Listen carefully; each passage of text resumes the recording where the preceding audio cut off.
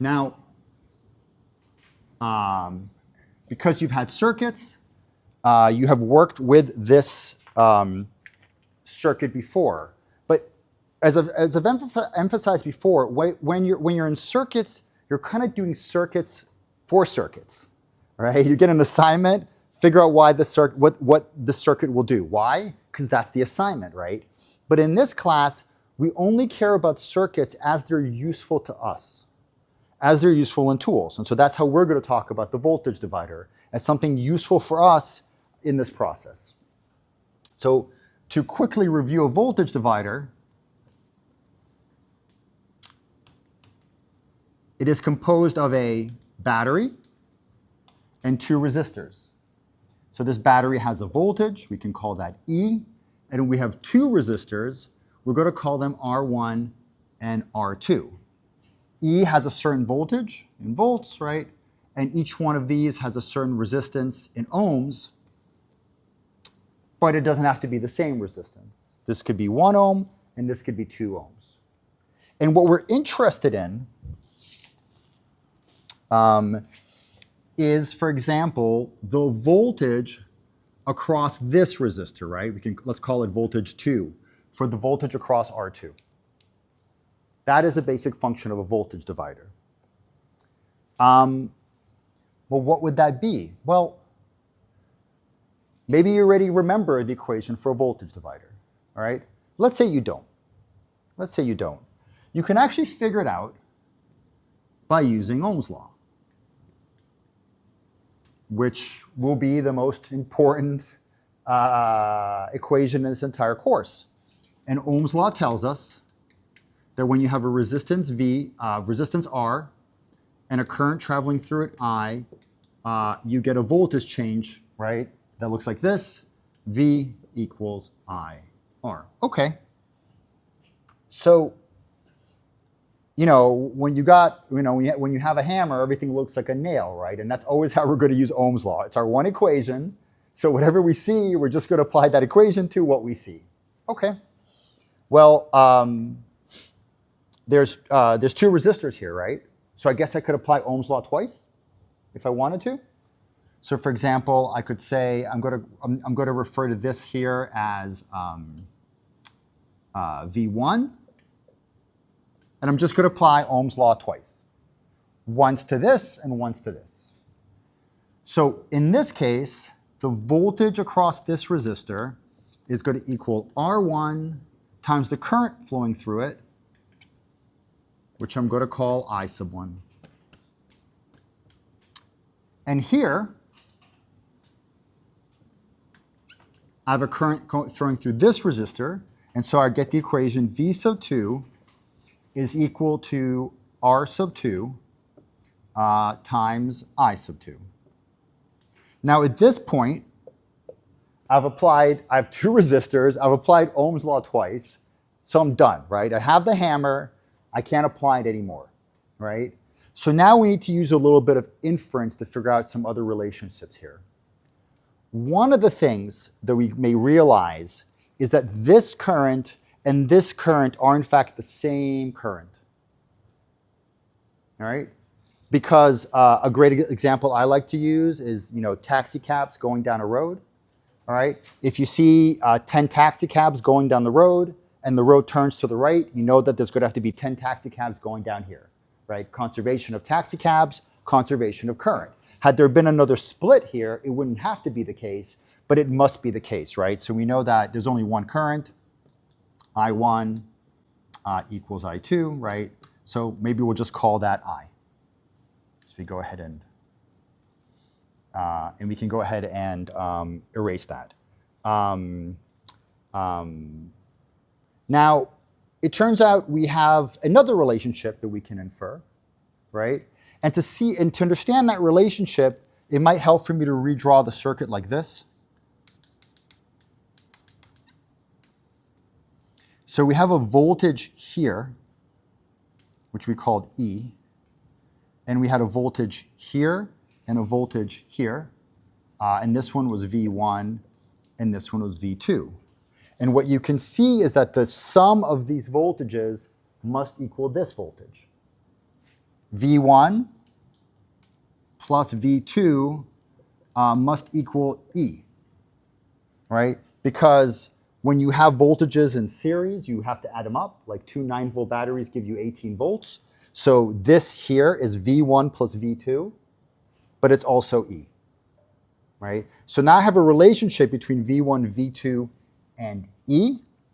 And so now I can say, for example, that V1 is equal to E minus V2, right? That's the equivalent of doing it this way, right?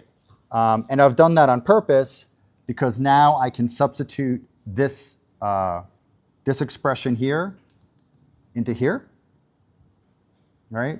So let's see where that takes us. We have E minus V2 is equal to R1 times I. Now I know these I's are equivalent, and I want to get rid of them, right? So let me do the following. I'm going to divide this by R1. I'm going to go here and divide this by R2. I'm now going to equate them. So V2 over R sub 2 is equal to E minus V2 over R sub 1. With some additional manipulation, all right, that I'll leave it to you to follow through, I can end up with an equation that says that V2 equals R sub 2 over R sub 1 plus R sub 2 times E. And this is the voltage divider equation, right? Now, if you don't want to have to do this every time, and you shouldn't, right? I think there is a more an elegant way that involves less steps, but I wanted to do it in this way so that we could address these concepts very clearly. So this is the equation for the voltage divider, and I suggest you memorize it, unless you want to do something like this every single time. Now, I want you to think of this as not a and so for example, let's go through some. Let's plug in some examples. If E was 10 volts and R2 was 1 ohm and R1 was 1 ohm, right? So this is 10 volts and we have 1 ohm and 1 ohm. The question is, what would be V2? So you would get 10 here over 1 plus 1, which is a half. And so we would get that in this case, V2 is equal to 5 volts. If instead R2 was equal to, I want to make it a very large number, so let's make it 1 kilo ohm, 1,000 ohms. I'm going to leave the remainder the same. I'm going to leave the remainder the same. So then I would get that V2 is equal to 1 kilo ohm over 1 kilo ohm plus 1 ohm times 10 volts. Now this is a very large number over a very large number plus a very small number. This is close to 1, right? It's 1,000 over 1,001, right? So you could figure out what it is exactly, but I'm going to tell you that this is approximately going to equal to 10 volts. One more example. I'm going to take R sub 2, and now I'm going to make R sub 2 0.001 ohms. Right? Let's imagine what that would be. I have 0.001 ohm here over 1 ohm plus 0.001, right? This is going to be a small number, right? Because it's going to be a very small number over 1 plus a small number. This is going to be a small number. So in this situation here, even though we still have the 10 volts here, V2 is going to be approximately 0 volts. Now, it won't be exactly 0 volts, but it will be a small number. What do we see?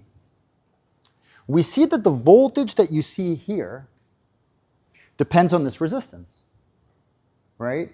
Yeah, it could have been 5 volts, but if this resistance is large, then this will be 10 volts. And if this resistance is small, then we will get 0 volt. The voltage here is reporting the resistance. The voltage here depends on the resistance, right? So whereas in circuits class, you would just think of this as, all right, give me some more values and I'll calculate it. I want you to start thinking about this as a tool. And this tool converts resistance into voltage, right? Yes? So then, is the purpose of R1 to establish the initial resistance, or like the R0? Like, why not just have R2 by itself like that? Why? I am unclear as to the benefit of having the voltage division. Is it to have a comparator, or is it... To be clear, this R0 does not relate to this R1. Okay. And I'm happy to use a different notation. And so we'll get into that. Okay. So that's the very next step. Okay, how do we put these? Now we can perhaps put these pieces together, right? One final comment about the voltage divider. A lot of times the name of the circuit tells you what it does. This circuit divides the voltage. Which voltage? It divides this voltage. For example, and what does it divide it? It divides it across these resistors. If the resistors are the same, the circuit divides the voltages evenly. So this V2 was 5 volts, but if this is 5 volts, this also had to be 5 volts, right? Because we have 10 volts, 5 volts, 5 volts, right? You could have done that, or we could have calculated it out.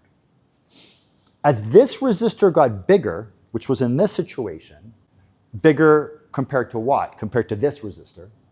As this resistor got bigger, it started to take on more and more of the voltage. And in fact, at this point, it was so big that it took all the voltage. The voltage was still divided, but it was divided as about 10 and about 0.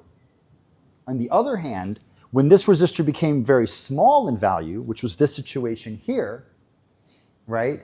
Now the division was about 0 here and about 10 here. So notice that the voltage of between R1 and R2 always add up to the battery.